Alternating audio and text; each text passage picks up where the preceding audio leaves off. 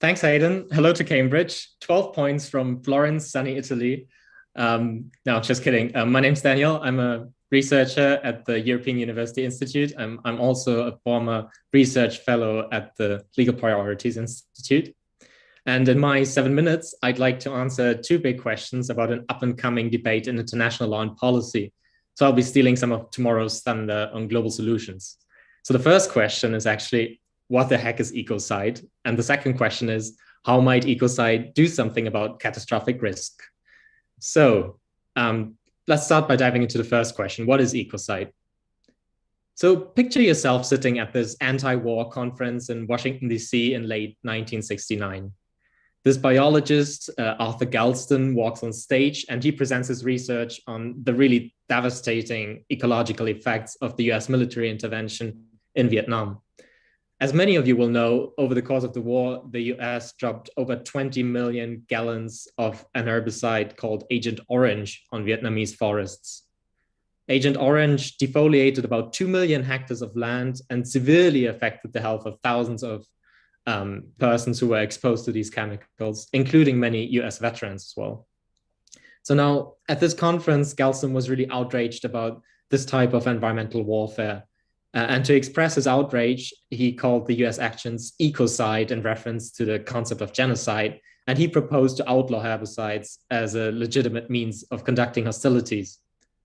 If you fast forward 50 years, today, the most sinister forms of environmental warfare are actually banned as war crimes. But there's a growing movement for whom this isn't enough. In particular, this group of activists, initially headed by the late Scottish barrister Polly Higgins, wants to make the infliction of severe environmental damage an international crime in times of peace as well as in times of war. So almost all countries on the planet criminalize specific instances of environmental pollution, for instance, the emission of toxic pollutants. And some countries like Guatemala even have a general ecocide law. But if ecocide were to be recognized at the international level, it would require all countries, or at least all ratifying countries, to enact and implement comprehensive criminal laws to the same effect. And then, of course, the crucial question is, how exactly do you define ecocide internationally?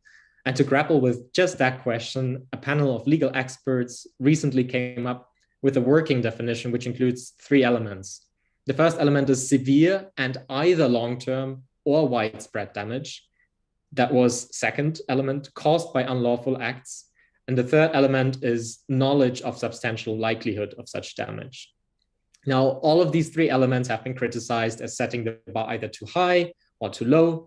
But to some extent, the draft definition seems to have met support among states, and it is currently also the center of most legal and policy debates on the topic. And this then brings me to the second big question that I'd like to answer, which is, what can Ecocide do about catastrophic risks, if anything? And I think here it's useful to first think about the types of catastrophic risk that Ecocide may be able to cover. And I can think of at least two major ones. The first one is climate change. There's quite some agreement, as we've heard previously as well, in the X-risk community, that climate change beyond a certain threshold would be catastrophic. And if Ecocide manages to lower that risk at all, by any degree, I think it would be helpful, presumably. And it seems likely that the most severe and outrageous forms of climate crime, think of really unlawful acts, the unlawful burning of fossil fuels, for example, by company directors who fail to comply with their climate due diligence duties that are developing in many countries. I think such behavior might reasonably fall under the purview of Ecocide. And the second risk is that catastrophic risk would be the large-scale disruption of ecosystem services independent of climate change. Millions of people and many critical infrastructures directly and indirectly rely on functioning ecosystem services. And I think the most salient example here is the way in which biodiversity is a crucial safeguard against zoonotic diseases, as many studies have shown. And so how exactly would Ecocide contribute to lowering these risks? There are two sort of overarching theories in the criminological literature. The first is the idea that making something a crime deters people from engaging in it. This deterrence idea is backed up by some empirical research in relation to domestic environmental crime. But in international criminal law, deterrence has less of an empirical footing. You can think about the outlawing of war crimes, which quite visibly hasn't decreased the number of such crimes being committed as the Ukrainian war is just painfully illustrating. And then second, calling something an international crime has a very strong, expressive, symbolic function. It says something about the type of behavior that we as a global society are willing or not willing to tolerate. So keep in mind that international criminality is the most damning label the law has to offer, anywhere, anytime. So, and I think that is actually where the biggest potential of Ecocide lies, in this cultural dimension. By enshrining Ecocide internationally, we might create cascading effects as business and cultural elites incorporate the norm into their practices.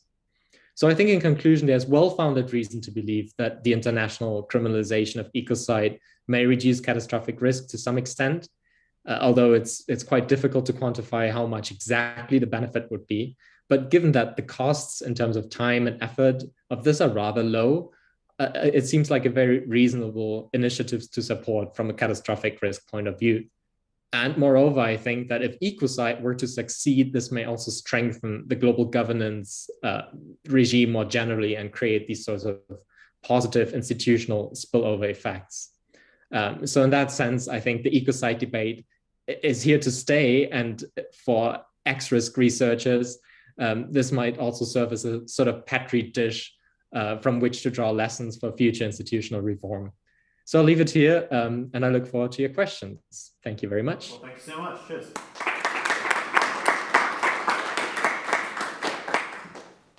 I know. Oh, yeah. Hi, Daniel. Thanks for the great talk. I'm just curious about one claim you make about that international criminal law has little deterrent effect, that you think the symbolic effect is more promising. But I mean, outside Russia, I think that if you look at smaller jurisdictions, you find that the deterrent effect is actually pretty powerful. Uganda, some East Africa countries there. So I'm just curious how you arrive at the claim that the symbolic impact would be more promising than the deterrent effect.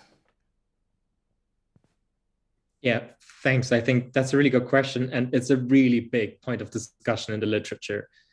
I think so in the literature, deterrence has come under some attack on the general level. But if you differentiate what types of crimes and also the countries, the specific situations that you look at, whether you're talking about specific deterrence or general deterrence, deterrence might work in rather narrow scenarios. But I think when it comes to ecocide, deterrence is probably not a major factor if you look at the types of actors that would be targeted by ecocide, company directors, very powerful actors. And I think there's reason to believe that they might not be very strongly deterred. But that also depends on the kind of behavioral theory that you build on. So I'm not discarding deterrence at this point, but I think from what I've read so far, the symbolic effect seems to be more promising. But if it turns out to be very deterrent, all the better, right?